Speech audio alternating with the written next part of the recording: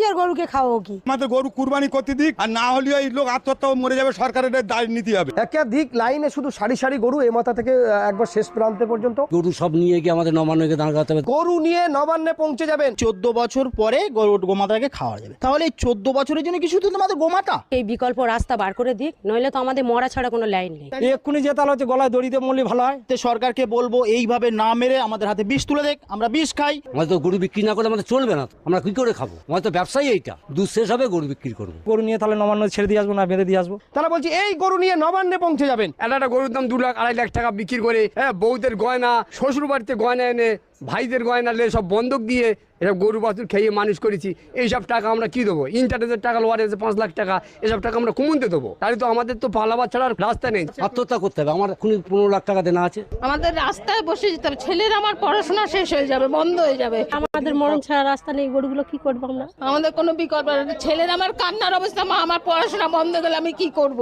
দাঁড়িয়ে আছি ভাঙড় থানার নারকেলবেড়িয়ার ঘোষপাড়া। একেবারে এই ঘোষপাড়া বলতে এই ঘোষপাড়াতে প্রতিটা পরিবারে